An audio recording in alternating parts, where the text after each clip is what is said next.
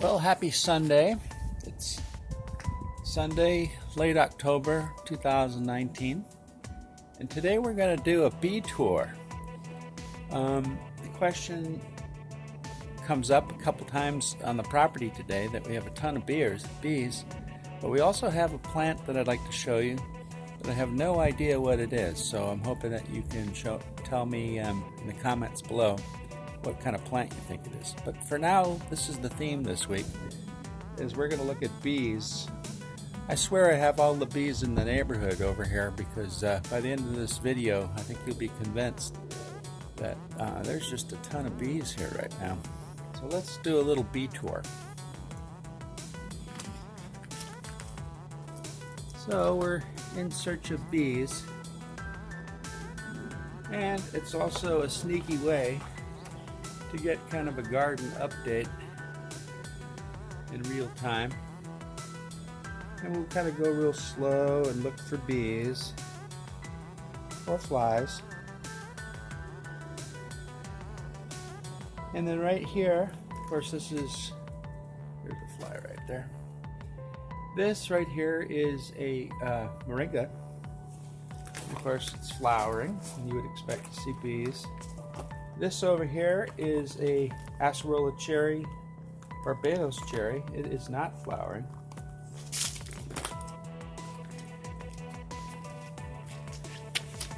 Over here are my radishes, and they're coming along. I try to keep them watered. They're in real thick. You can see the way I situated my moringa because it was so much soft material that the wind was knocking it down. So that's part of it, but it's staying away from the bar now. So the bar is not holding it up. If we take a look at this thing, this is one of the transplants that I had in one of my videos. Remember I was showing you guys the how to do the propagation. Yeah. So here's a bee right there.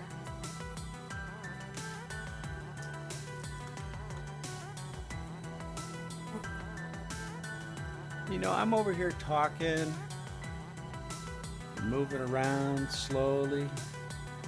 Sometimes the bees just take a nap, kind of on a Sunday afternoon, or actually this is Sunday morning.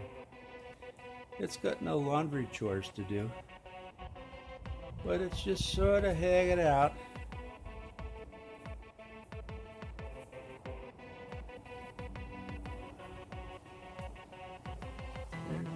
There's a lot of over here. But you know, the thing about it is that I don't feel threatened. They don't feel threatened.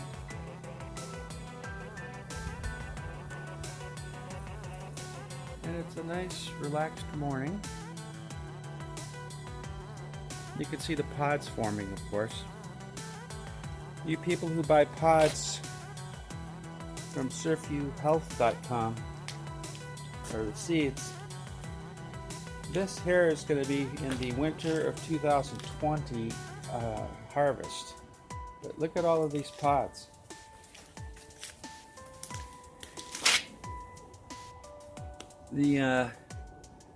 Those are, each one of these in here is like a nice plump seed, but it has to go through time, and hopefully this will all turn into nice good pods and sellable prior to February, prior to the frost. So that's about when we harvest them. And over here are all of these moringa. When you rip apart the seeds, you get those nice mulch material. They throw some oranges on it. Stuff that doesn't go in the worm pile goes in the moringa mulch pile. Sugar cane. But we were on the theme of bees, and I just tell you that there are lots and lots of flowers going on with the moringas right now, and there are a lot of bees.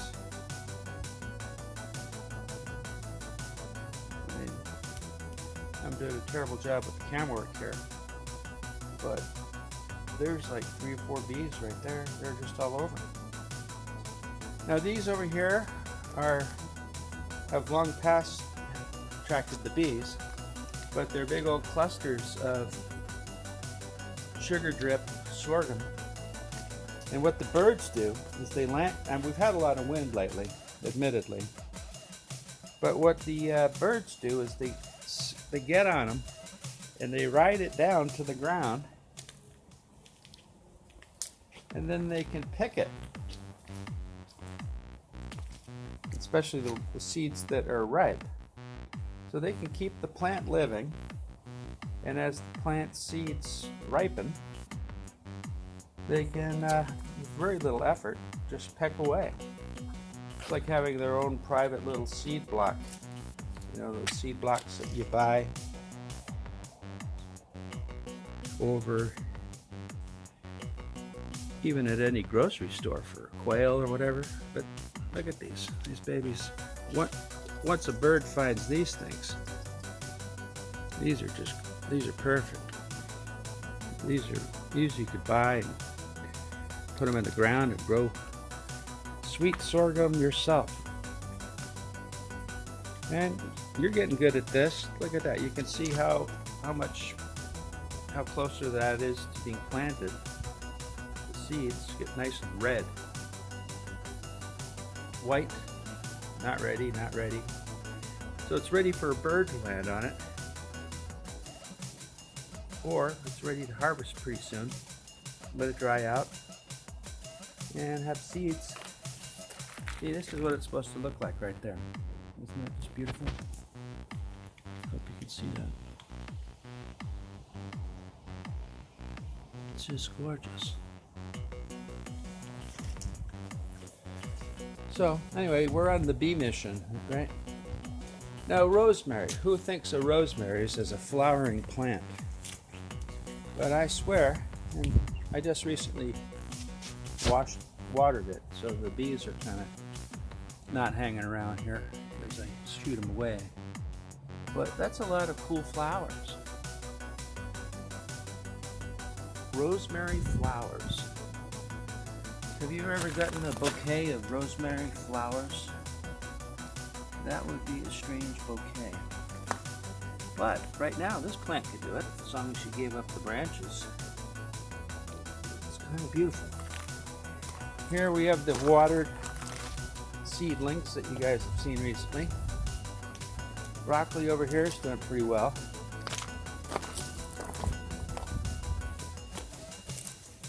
You can see that. I have a lot of mushrooms growing. Yeah, maybe we can take this opportunity too, you guys, to say, if you know what kind of mushrooms, what they are some kind that you don't want to eat, probably. But lately we've been getting a lot of mushrooms. But let's stick to the task today, in search of bees. Now it's getting windier now. But who's going to be the first? Raise your hand to say you saw some bees here. Here we go. But these are aggressive bees. If I get too close, they'll come after me. Here we go.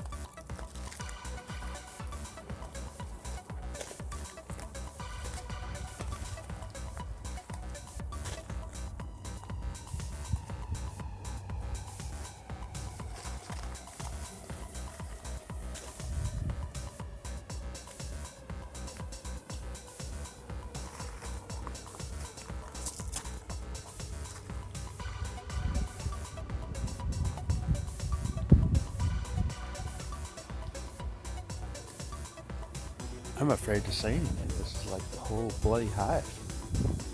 What is this plant? If you know what this plant is, please put it in the comment. It doesn't grow very high, but it sure does attract bees.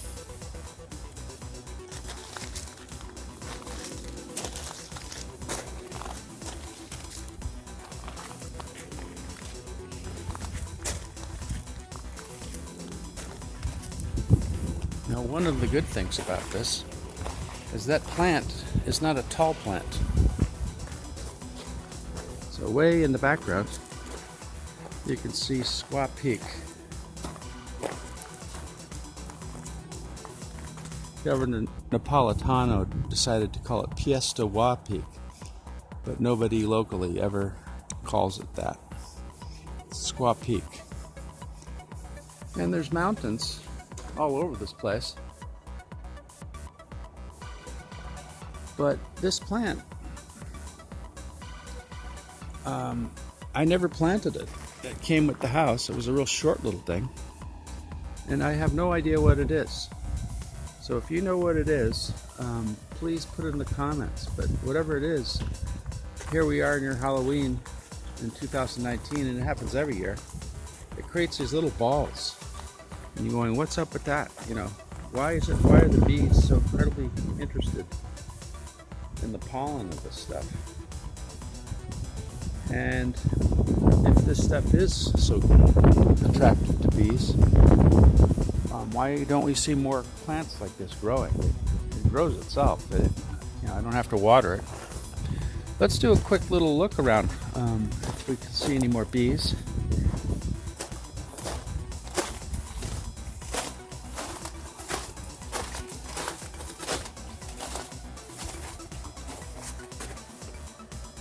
It's been very windy lately, and the Mucuna has been blowing around a lot. But what we're looking for are flowers like this right here. You can see, hopefully, those flowers there. Those are going to be turning into pods, those flowers. Hopefully we'll see more flowers.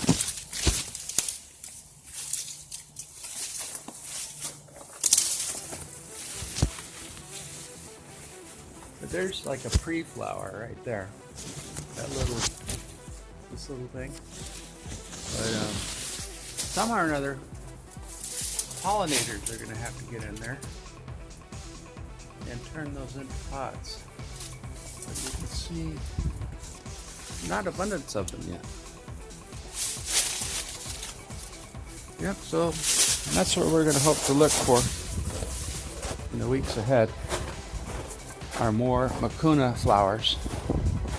But this, oh yeah, look at the aloe vera. Remember that original film video that I put up about the kinder, gentler aloe vera?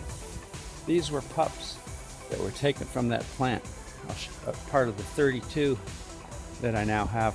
So we'll just walk through them kind of quietly.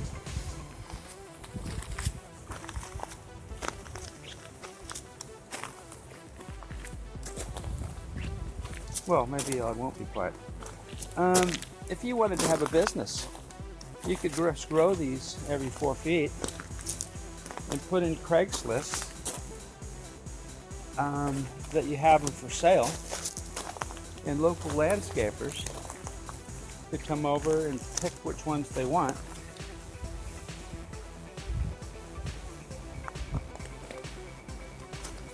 But the bees are all around. Look at this.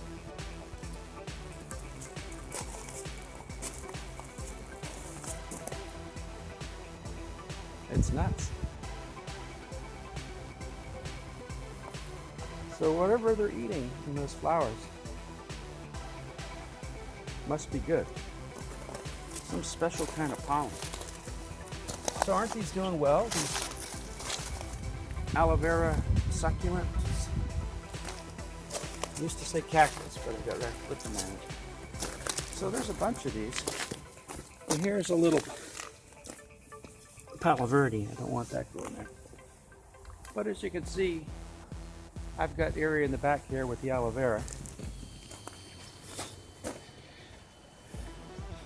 And And this last week,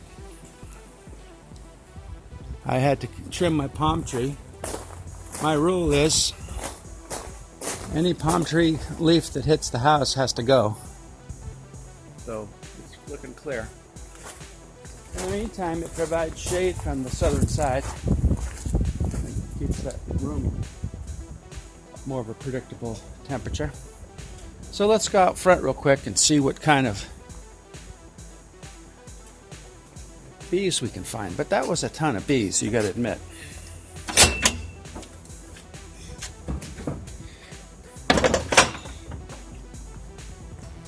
And here, a volunteer moringa. How many volunteer moringas do you have in your yard? This one just decided to grow. And then over here, this Egyptian spinach decided to grow. And look at that, it already has a pod. It's immediately goes to flower. See that yellow flower? But these, we've already got a couple pods. They produce a ton of seeds. They don't all germinate very well, but look how quickly it's gone to pod. This is one that stuck through the cracks. I used to have an Egyptian spinach on the other side of the wall. And this is a volunteer. Maybe that's kind of a theme today, is volunteer. Look at this volunteer. Isn't that beautiful? It grows like a son of a gun. Of course, those pups are volunteers. But that's just a thing of beauty. And I swear it wasn't just a couple weeks ago that it was only this high. And I had trimmed it, and so it would become 2. I'm thinking of doing another trim maybe around here to have it become 4. But then I was thinking, well, it's kind of good that it's clearing the roof. If we had 4, right, it would start to canopy. It would still go higher, but it would be 4 things going higher. But look at this aloe vera. It's no worse for having a... It'll make it tricky to harvest it later, but I figured if it volunteered and it wants to live, and it certainly seems to do that. But we've had some terrible winds lately. But check these aloe vera, they're kicking butt. You can always tell how well they're doing by how plump the blades are. And those are, and that's what's good about planting it next to a tree, or the tree planting itself next to an aloe vera, is that I always know how watered the moringa is if I can just look at the thickness of the blades. So if the aloe vera is happy, I know the root system of the moringa is okay. And if the leaves start to shrink on the aloe vera, so it's a nice little relationship. But here are more of the aloe vera from that kind and gentler aloe vera harvesting video. Remember I told you I made all those holes? Well, you saw the 12 in the back and these here. And they're all grown like they've been here for a long time.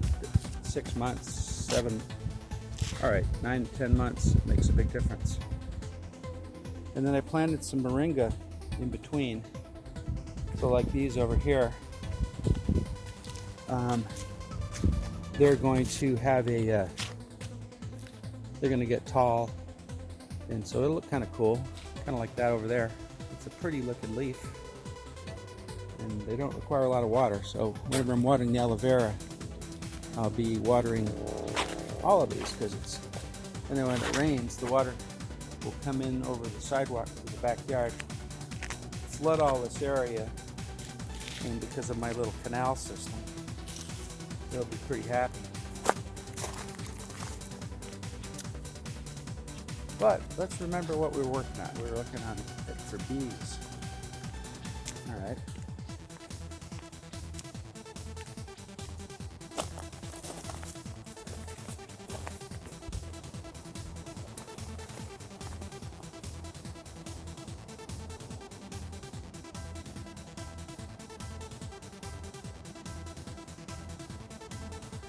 So you notice that over here, the bees are very tranquil. I can come up right to them and they don't get nervous.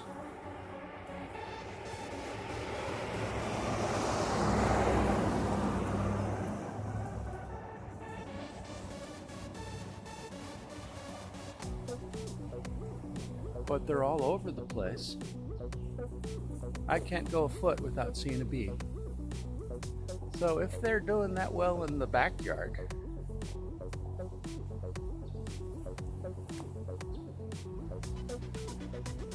and they're doing this well in the front yard, I must have all the bees in the neighborhood.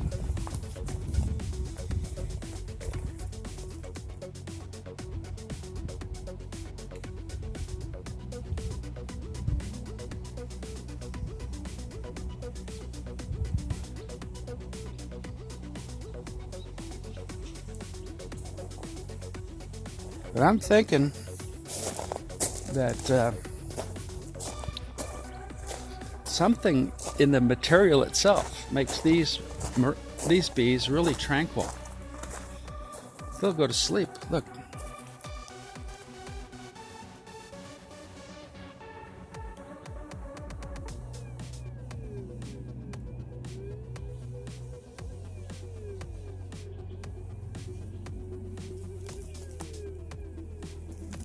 It's all so tranquil.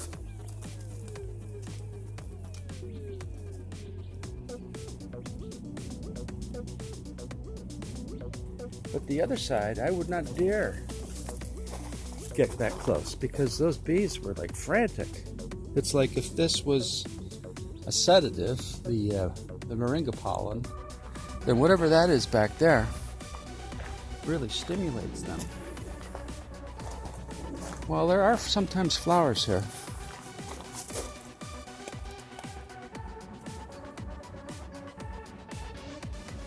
Right now, they are not flowering. So,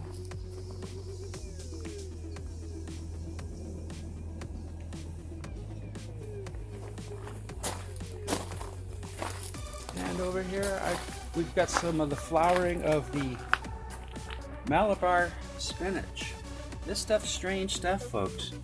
It tastes like spinach-ish, but it has these purple flowers, if you want to call them that, yeah, that will turn into these berries, like blueberries. But you don't, and I think you can eat them too, but they're interesting clusters.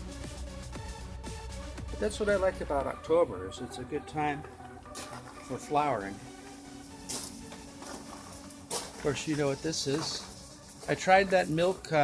Somebody mentioned the 8 parts water to 1 part milk, and that seems to be working reasonably well, because typically this time of year the powdery mildew, instead now they're covered with like milk.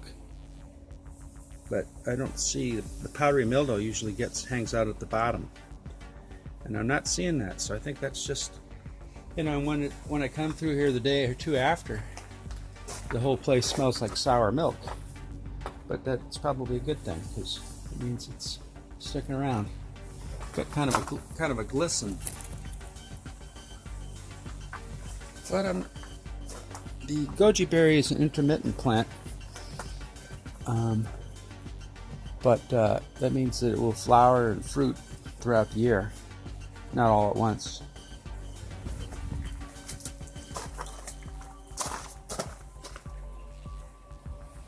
Okay, there's not a lot of flower clusters, so we're not seeing any flowers. I guess we haven't been quite cold enough. Here's a worm pile. We got some moringa growing under there. We got some itoy onions. I haven't been very kind to my Egyptian walking onions because my goji berries are blocking their light. But this is kind of new. Remember those sprout those little seedlings in a container that I had in the backyard a while back. There was like about 16. I had them growing with seeds through the winter, and then of 16, about of these 2 are the ones that have been successful. They're climbers. They're like grape vines. But you can go and pick throughout the hot summer in Missouri or wherever, Phoenix. You can still pick the leaves where normally spinach you'd have a problem. And then here is a volunteer goji plant, and you see the closest ones are over there. So it's sending out runners. The goji plant, which is kind of interesting. I wouldn't mind a goji plant there. And then the moringa seems to starting to get a bit of a happy home there. Notice I use my box method, guys and gals. If you look back to an old video, transplanting into the hugelkultur, you'll see how I use cereal boxes to make biodegradable containers that just sink into less than perfect soil. All right, so we're gonna go back one more time, maybe see a few more bees out here.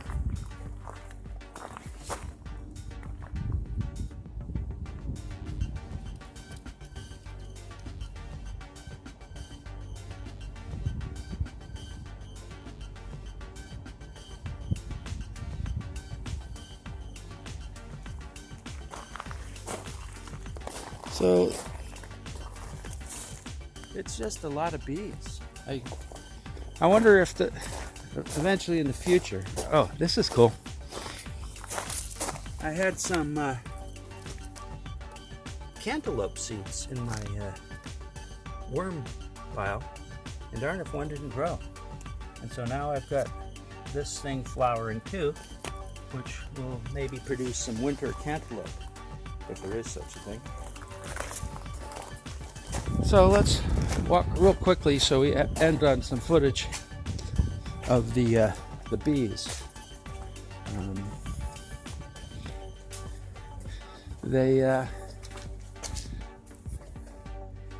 are so many over around. Remember, you're going to ask your friends, what the heck kind of plant is this? Now, in Arizona, there's stuff like greasewood. They'll talk about greasewood flats or something, but I don't know what the heck a greasewood plant looks like. But if you know what this plant is, please let me know.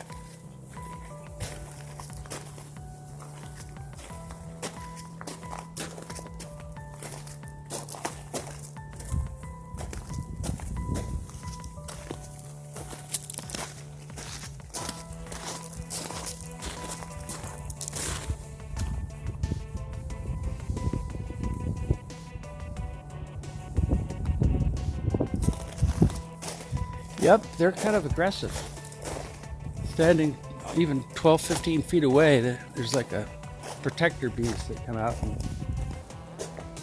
buzz you in the head.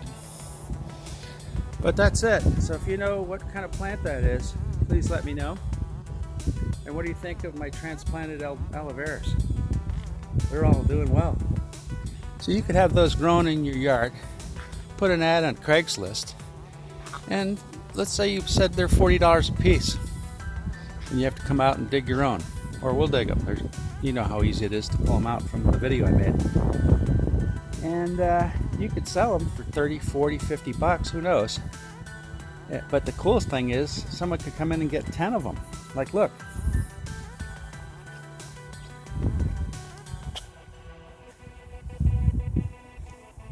And then how hard is it to propagate more? You harvest them, plant them out. 6 months later, they're standing erect, and you're selling them on Craigslist for 25 to 50 bucks a piece, or who knows what the limit is. As long as you keep it alive, right?